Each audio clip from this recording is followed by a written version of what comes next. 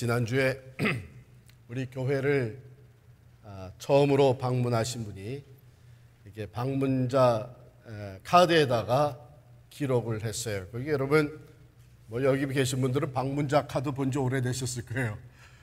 우리 교회 방문자 카드에 보면 무슨 칸이 있냐면 방문 사유를 적는 칸이 있습니다. 방문 사유.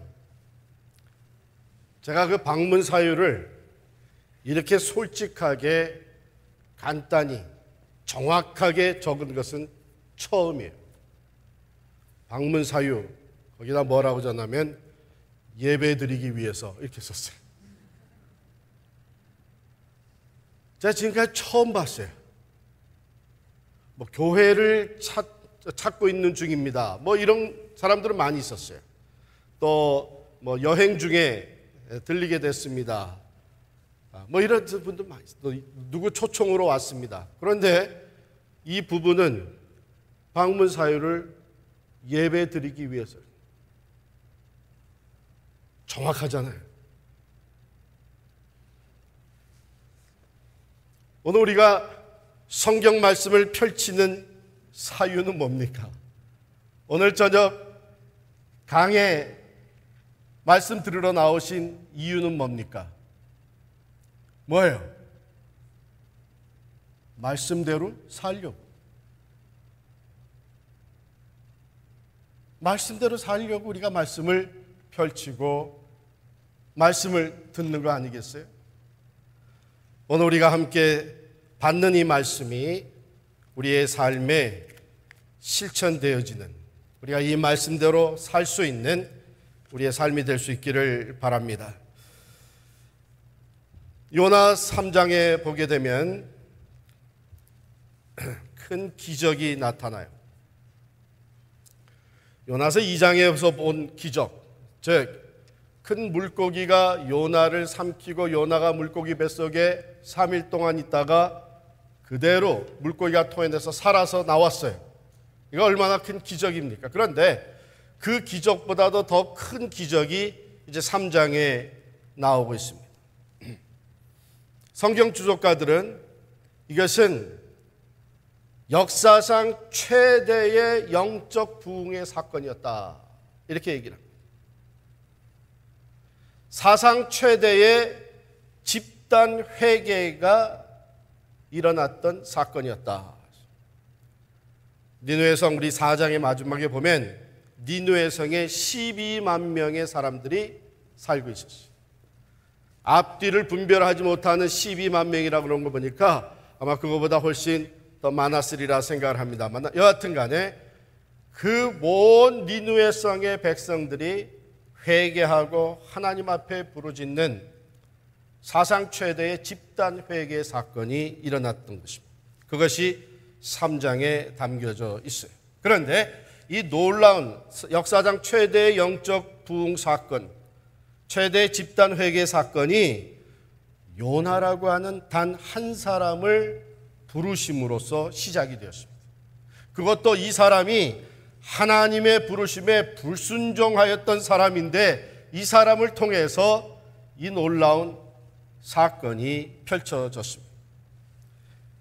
요나라고 하는 사람은 진정 하나님의 선택을 이미 받았던 선지자요, 열왕기하 14장 25절에 우리가 첫 시간에 살펴본 대로 이미 하나님 앞에 크게 쓰임받았던 여로보암 왕 시대, 이스라엘의 여로보암 왕 시대에 요나의 예언대로 이루어지는 것을 왕과 모든 이스라엘 백성들이 경험하게 되는 큰 선지자였습니다.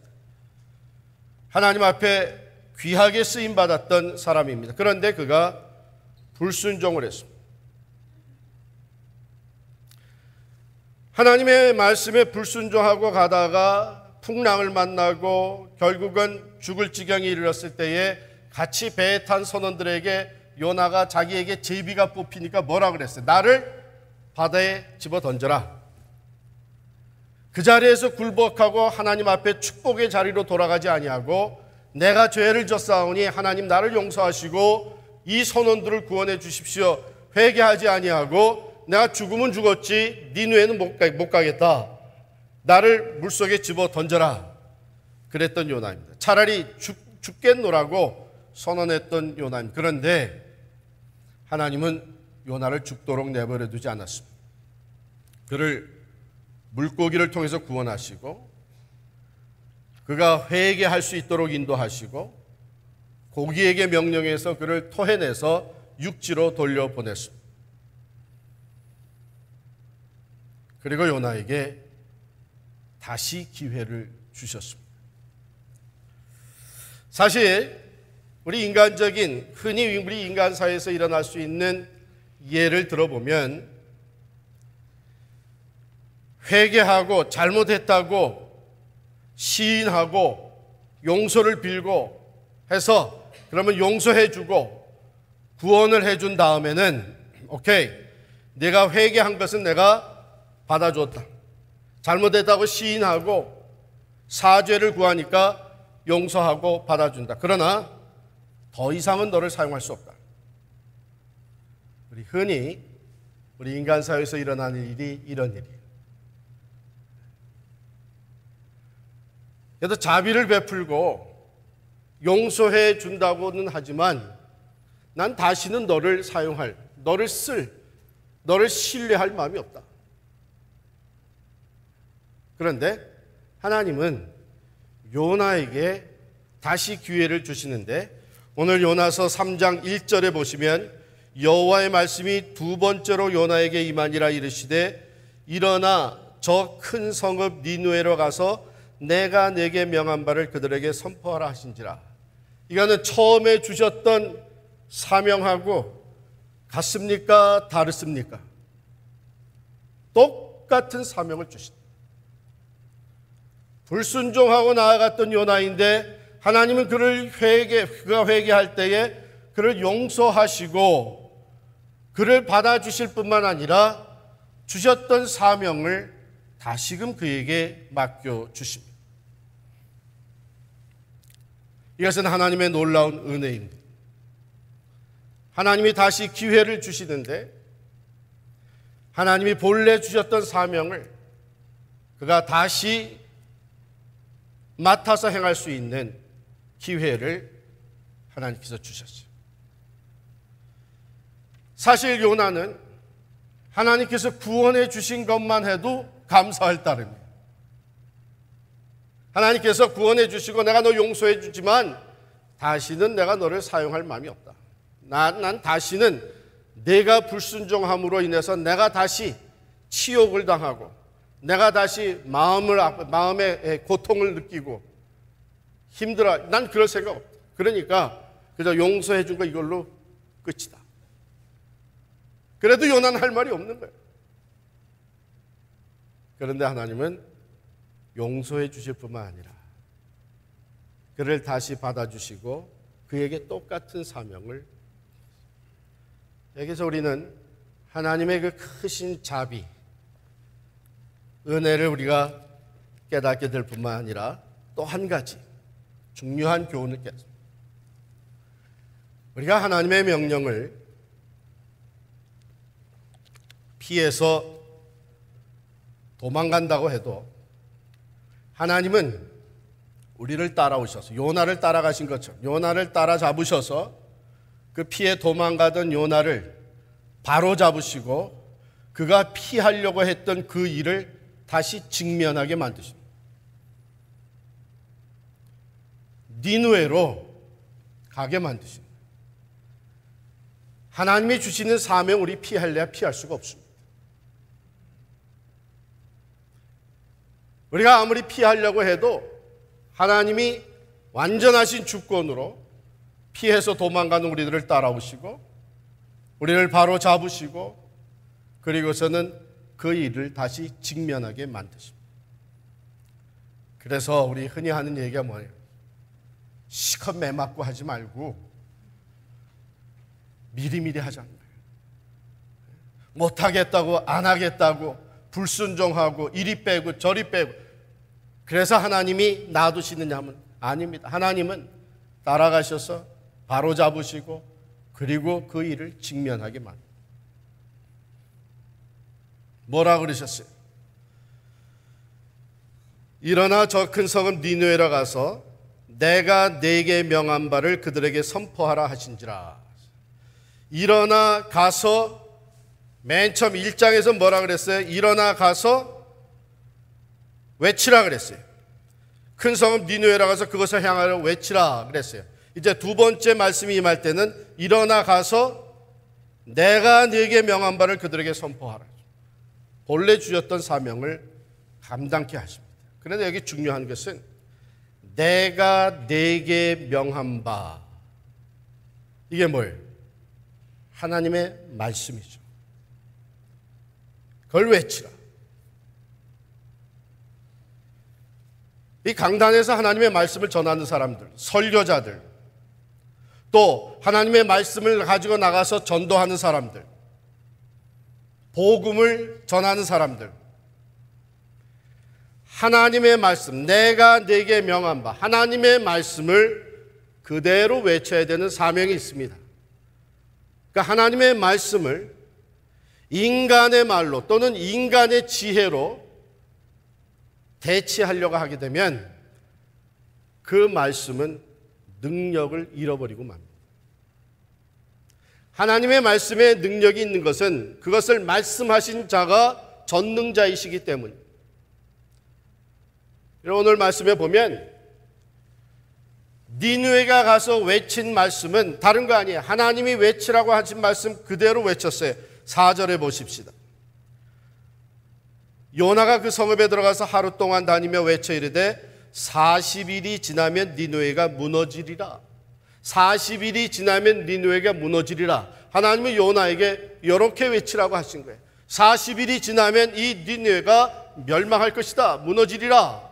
이것은 그저 장차 임박한 멸망에 대한 예언이에요. 경고예요. 그러니 어떻게 하라, 이렇게 하라, 저렇게 하라 그런 말은 없어요. 그냥 이 말만 외치라는 거예요. 그것만 외쳐가고 무슨 효과가 있겠나 말이에요.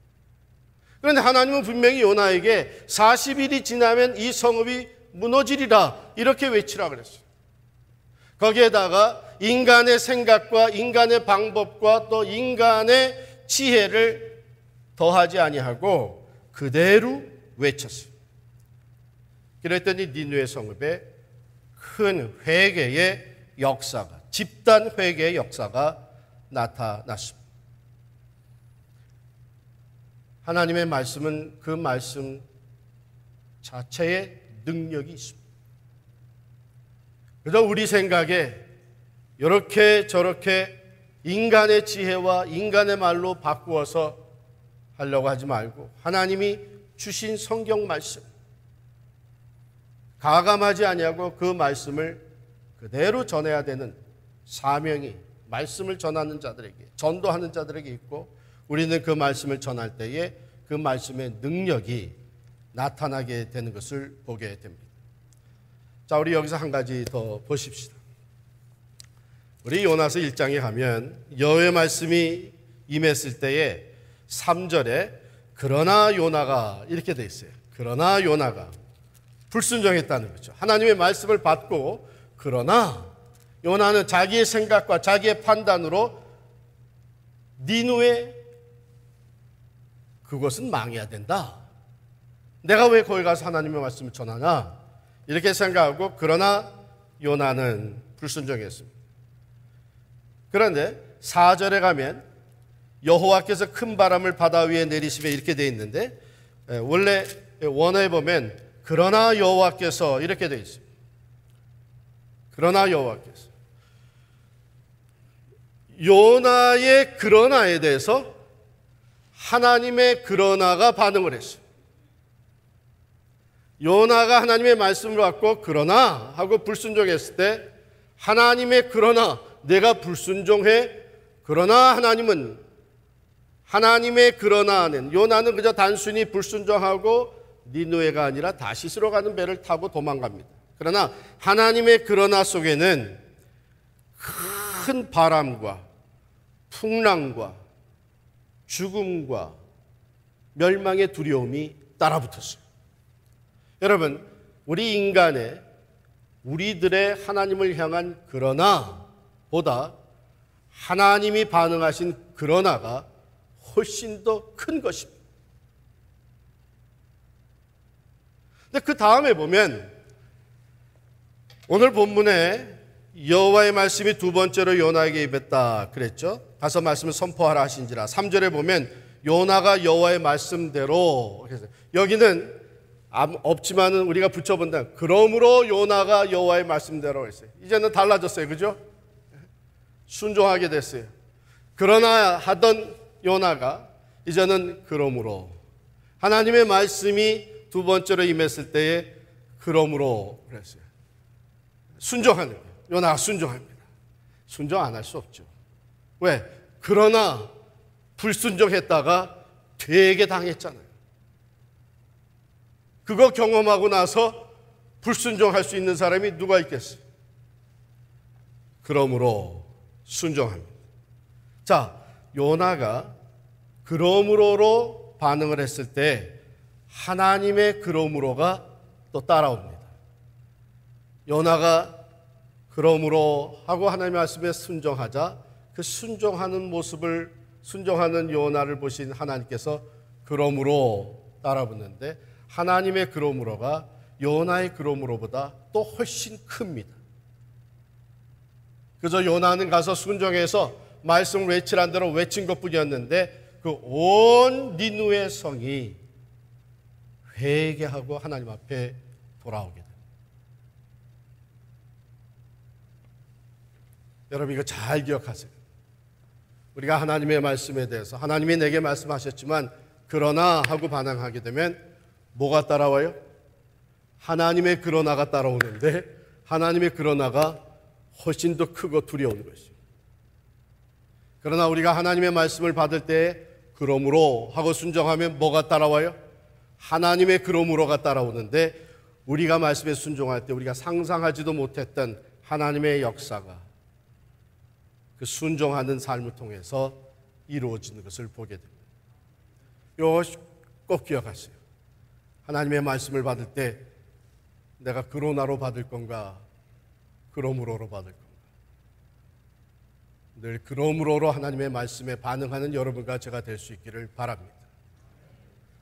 우리가 하나님의 말씀에 그러므로 하고 순종하게 되면 하나님께서 우리의 삶을 통해서 또 우리의 삶 속에 하나님의 놀라운 은혜와 능력으로 함께 하십니다. 비록 이 불순종했던 요나지만 요나가 다시 그러므로 하고 순종하고 나갈 때에 하나님은 요나를 통해서 니느웨 성을 변화시키는 놀라운 역사를 일으켜 주셨습니다. 우리가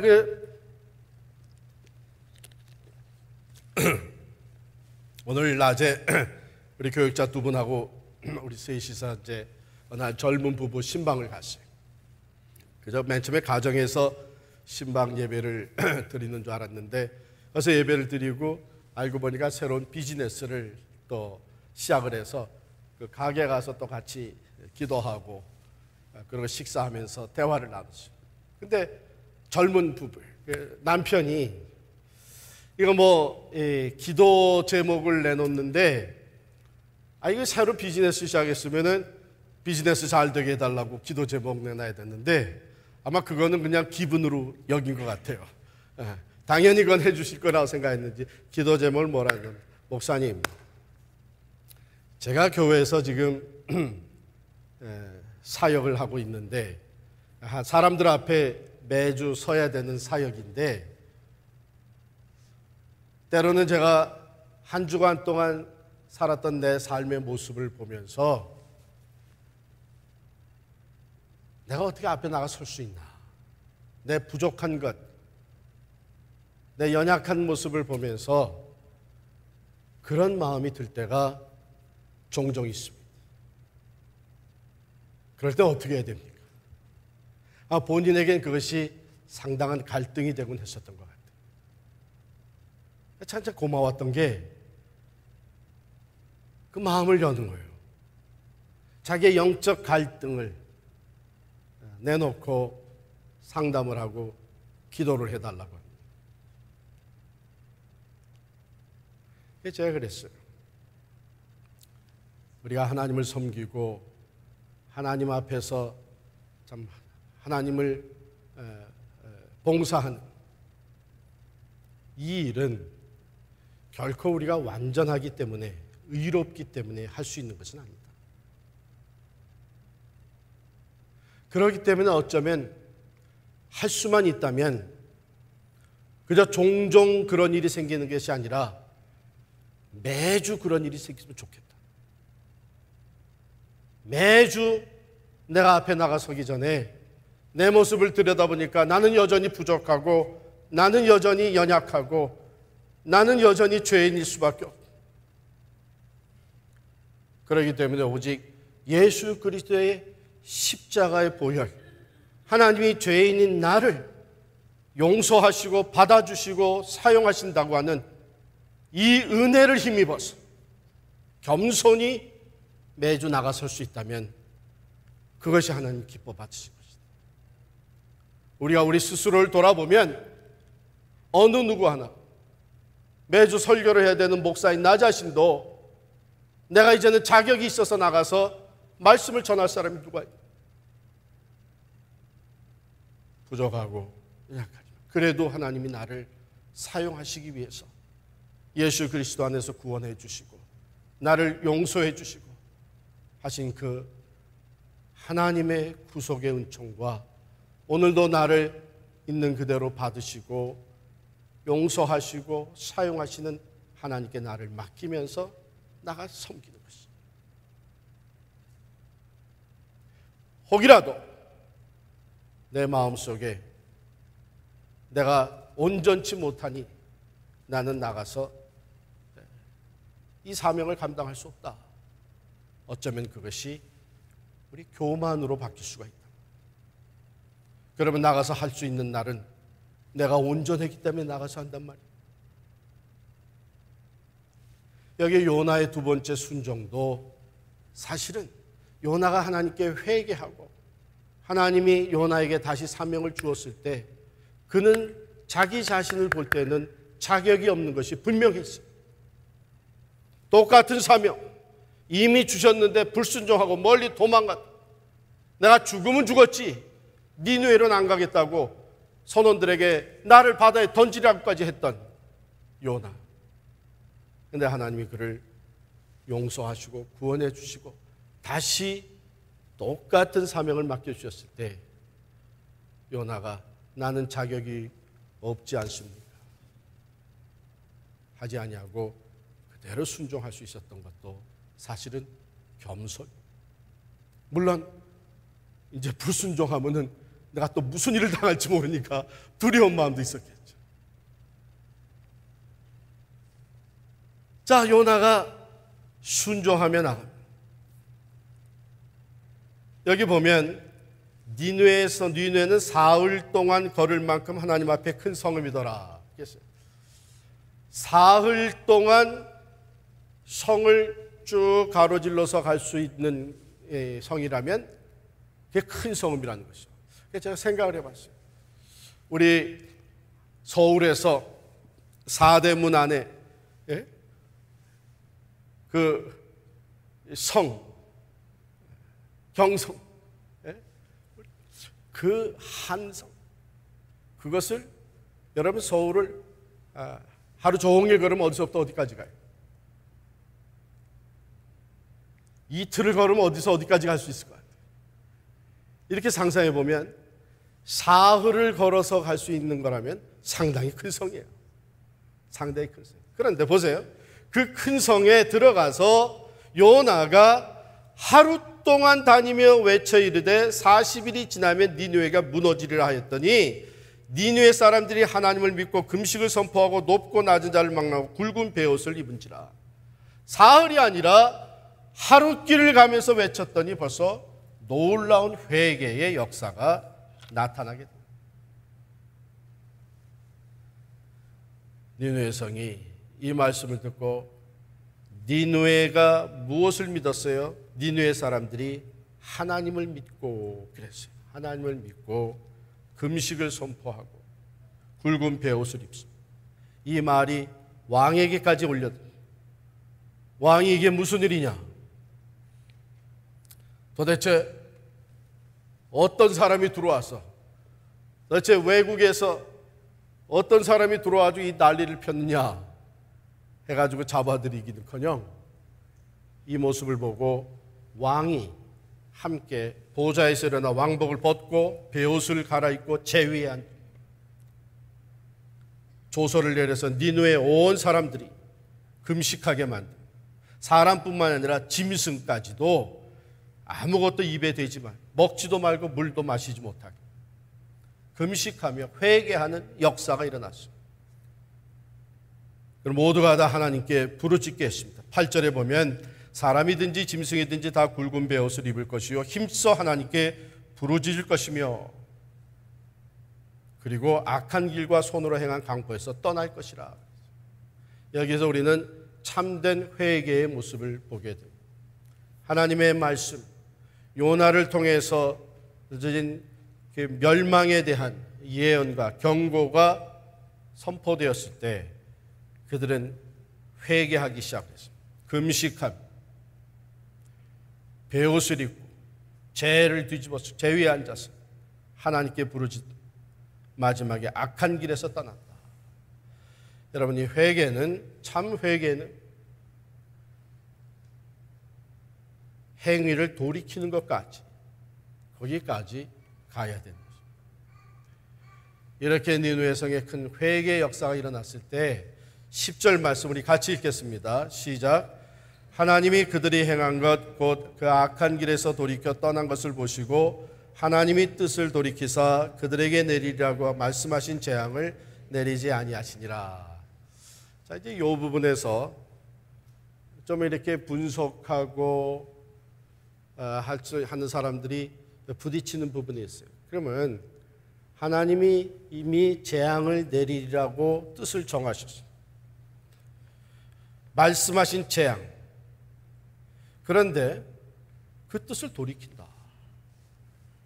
하나님은 신실하신 분이고 말씀하신 대로 이루시는 분인데 말씀을 해놓고 그 다음에 그대로 안 하면 그 하나님의 신실하심이 성립되지 않는 거 아니에요. 하나님이 말씀하셨으면 그 말씀대로 이루시는 것이 하나님의 신실하심인데 말씀하신 재앙을 내리시지 않는 것은 하나님의 신실성이 배제되는 것이 아니냐. 이렇게 분석하며 퀘션을 던진 사람, 여러분들은 어때요? 그러나 우리가 더 깊이 생각할 필요가 있어요. 더 깊이 생각할 필요가 있어요. 하나님이 재앙을 내리겠다고 한 니느웨는 어떤 니느웨였어요? 교만한 니느웨예요. 강포하는 니느웨예요. 죄악이 관영하는 니느웨예요. 횡포가 일어나고 있던 니느웨예요. 강팍했던 니느웨예요. 하나님은 그 니느웨를 벌하시겠다고 하신 거죠. 그러나 지금 니느웨는 어떤 니느웨예요? 겸손히 죄를 뒤집었었어요. 금식하며 회개하고 있어요. 하나님 앞에 악한 모습에서 돌이켜서 하나님의 의를 따르기 시작합니다. 하나님이 그 니느웨를 벌하시겠다고 한 건 아니. 그렇기 때문에 하나님의 말씀에 보면 의뢰이 우리가 죄에 대해서 하나님의 진노의 대상이 되는 건 분명합니다. 그러나 언제든지 우리가 회개하고 죄의 길에서 돌이키면 하나님의 진노가 더 이상 우리에게 임하지 않습니다. 더욱이 우리에게는 예수 그리스도의 십자가의 보혈을 주셔서 그 예수 그리스도께서 그 죄의 대가를 다 대신 치르시기 때문에 우리는 언제든지 회개하고 하나님께 돌아오면 하나님이 뜻을 돌이키셔서 우리에게 진노가 아니라 자비를 베푸시는 하나님이신 줄을 믿으시기를 바랍니다.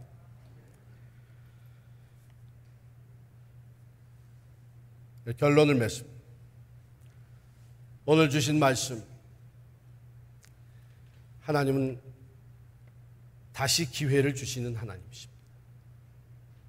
여러분, 다시 기회가 주어진다고 하는 것이 얼마나 다행스러운 일이에요. 얼마나 다행스러워요. 저도 제 자신의 지금까지의 여정을 돌이켜볼 때에 다시 기회가 주어져서 회복될 수 있었던 일들이 적지 않게 많습니다. 목회도 그렇습니다. 다시 기회가 주어졌기 때문에 다시 또 하나님의 종으로 쓰임받을 수 있게 된 것이 얼마나 다행이고 큰 은혜인지 모릅니다. 여러분들의 삶, 하나님은 다시 기회를 주십니다. 자, 성경의 아브라함을 보세요. 여러분, 사도행전 7장에 보면 스데반 집사의 설교 속에 어떤 내용이 들어가 있냐면, 본래 내 본토 친척 아비 집을 떠나라고, 갈대아 우르를 떠나라고 하나님께서 말씀하셔서 그때에 그 말씀을 듣고 떠나서 하나님이 지시하시는 땅으로 가기 시작을 했어요. 그런데 가다가 도중에 하란이라고 하는 곳에서 머물러 버립니다. 그런데 얼마 후에 하나님이 다시 내 본토 친척 아비 집을 떠나라고 하는 명령을 주시는데, 그것이 창세기 12장 우리가 잘 아는 1절부터 나오는 말씀. 내가 가다가 그냥 거기서 주저앉아? 에? 내가 지시하는 땅으로 끝까지 가지 않으려고 거기서 주저앉아? 그럼 넌 그걸로 끝이다. 그러시지 않고 하나님께서 인내하시고 다시 한번 말씀을 주십니다. 그래서 아브라함이 하란에서 일어나서 가나안으로 들어오게 됩니다. 하나님 다시 기회를 주셨어요. 모세에게도 하나님이 다시 기회를 주셨습니다. 하나님이 그 많은 사람들 중에 모세만은 특별히 나일강에서부터 구원을 받게 해주셔서 어린 생명 모세는 바로의 궁전에서 자라게 해주셨습니다. 그가 유모였지, 원래는 유모지만 원래 제 친어머니 품에 자라면서 그는 바로의 궁에서 자라면서도 여호와 하나님을 알게 되었고, 자기가 히브리 사람이라는 것을 알게 되었고, 자기의 주어진 영향력을 가지고 히브리 사람들을 도와야 되겠다는 사명감을 갖게 되었어요. 그러나 그가 하나님의 뜻을 따르지 아니하고 자기가 할 수 있는 힘으로 하다가 결국은 애굽 사람을 쳐 죽이고, 그것이 발각되게 되니까 미디안 광야로 도망갔습니다. 40년 동안을 미디안 광야에서 그는 지내게 되었어요. 나이가 80이 됐어요. 거기서 하던 일이 양떼를 치는 목자의 일을 하고 있었어요. 그 양도 자기 양이 아니라 자기 장인 이드로의 양을 치고 있었어요. 그런데 하나님이 다시 모세에게 기회를 주십니다.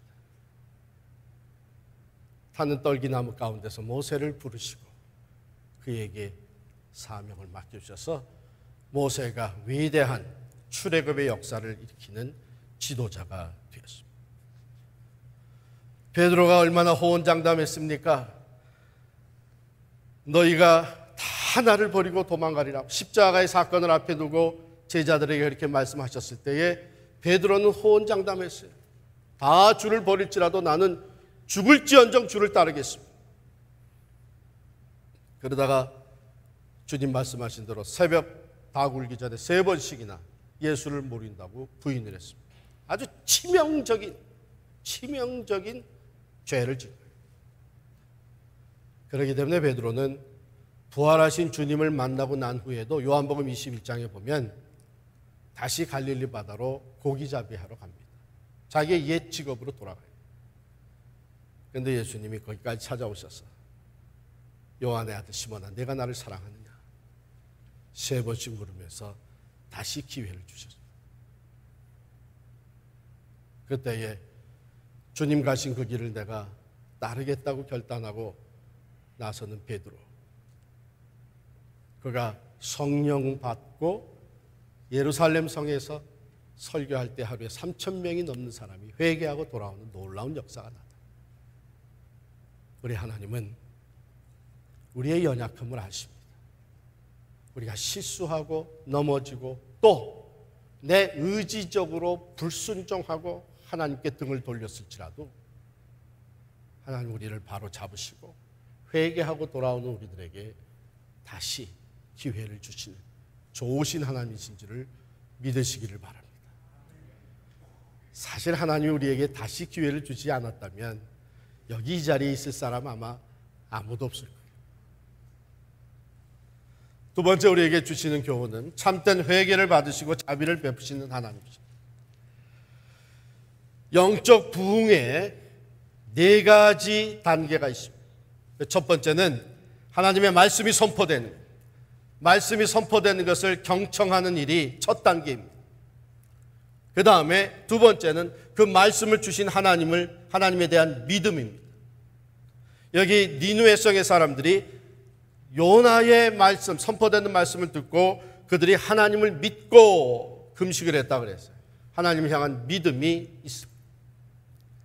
모든 것을 주관하시고 또한 구원자가 되시며 또 심판자가 되시는 하나님에 대한 믿음, 그것이 두 번째 있습니다. 그리고 세 번째가 진정한 회개, 합당한 회개.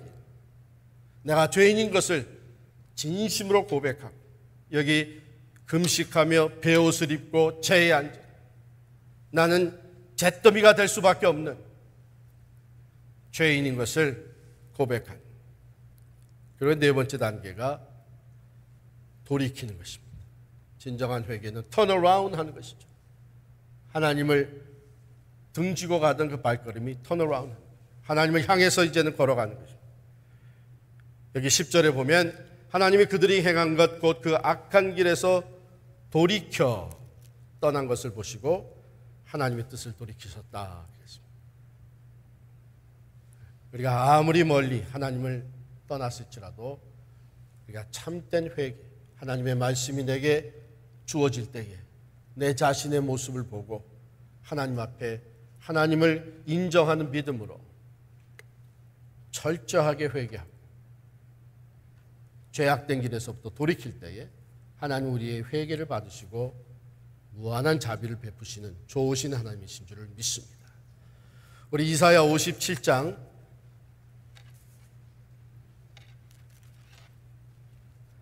15절 말씀 읽고 마치도록 하겠습니다. 이사야 57장 15절 말씀 우리 한 목소리로 읽겠습니다. 지극히 존귀하며 영원히 거하시며 거룩하다 이름하는 이가 이와 같이 말씀하시되 내가 높고 거룩한 곳에 있으며 또한 통회하고 마음이 겸손한 자와 함께 있나니 이는 겸손한 자의 영을 소생시키며 통회하는 자의 마음을 소생시키려 함이라. 아멘. 하나님 우리의 회개를 받으시고 우리를 소생시켜 주시는 자비의 하나님이신 줄을 믿습니다.